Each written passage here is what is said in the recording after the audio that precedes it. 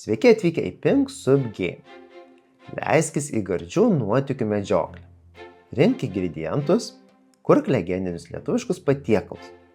Saugok savo saldžiausius desertus ir aplenk visus, kad taptum šefo meistru. Tik būk budrus. Kiti šefai gali įmesti į tavo puodą degančiai aštrų čili pipirą. Šefas meistras gali būti tik vienas. Kad pelnytum šį titulą, turi surinkti daugiausia taškų. Pasiruošimas. Receptų kortelės. Kiekvienas žaidėjas slaptai išsitraukia vieną recepto kortelę. Savo receptą gali žiūrėti bet kada, bet laikyk jį paslaptyje iki žaidimo pabaigos. Likusias receptų korteles padėk atgal į dėžutę.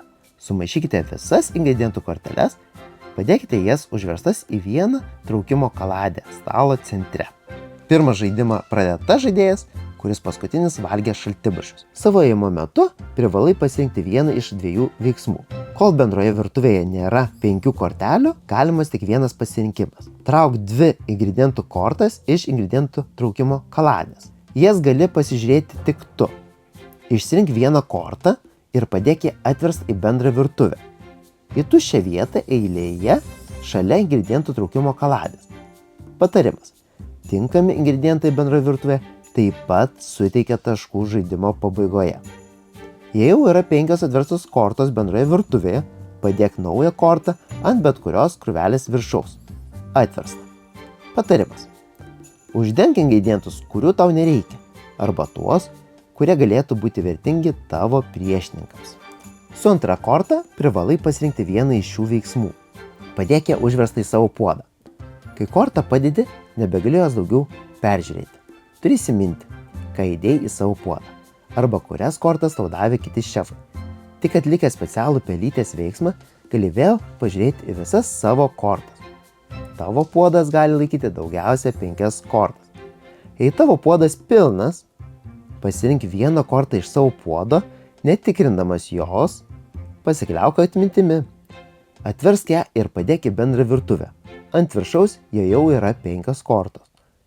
Padėk pasirinktą kortą į atsilaisvinusią vietą savo puode. Patarimas.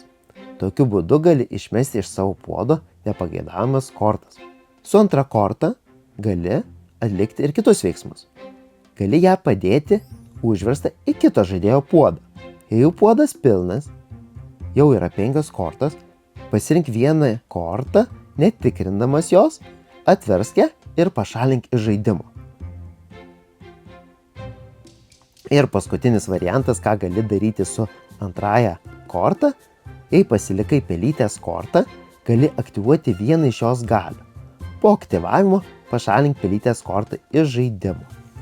Jeigu jau yra bendroje virtuvėje 5 kortos, tuomet gali netraukti slaptų 2 kortų, o pasirinkti vieną kortą iš bendros virtuvės.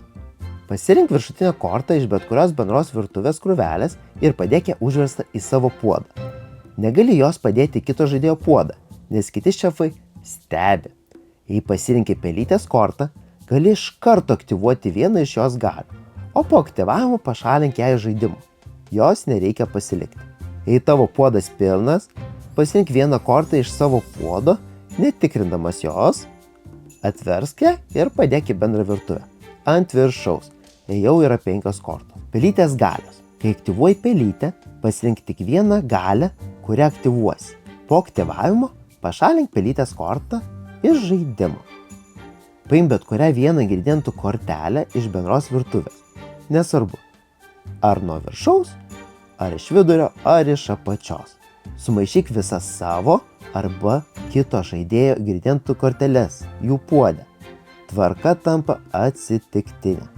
Sukeisk po vieną ingredientų kortelę savo ir kito žaidėjo ar 2 kitų žaidėjų. Tačiau negalite jų patikrinti nei prieš, nei po. Pažiūrėk visas savo arba kito žaidėjo ingredientų korteles, nekeičiant jų eilės. Žaidimo pabaiga. Pasibaigė ingredientų kaladė. Kiekvienas žaidėjas atlieka po vieną paskutinį ėjimą. Per šį paskutinį ėjimą gali pasimti vieną ingredientų kortelę iš bendros virtuvės į savo puodą, aktyvuoti pelytę iš bendros virtuvės arba praleisti ėjimą. Po paskutinio veiksmo Padėk savo recepto kortą užverstą ant savo puodo viršaus. Tai parodai, kad atlikai savo paskutinį ėjimą. Kai puodas uždarytas, niekas nebegali keisti tavo kortelių ar naudoti prieš tave pelytės galią. Kitas būdas žaidimo pabaigai, kai vienas iš žaidėjų paskelbia paskutinį raundą. Tai gali įvykti tik tada, kai visi žaidėjai savo puoduose turi po 5 kortas. Užbaigęs savo ėjimą, gali paskelbti žaidimo pabaigą. Tada likę žaidėjai atlieka po vieną paskutinį ėjimą.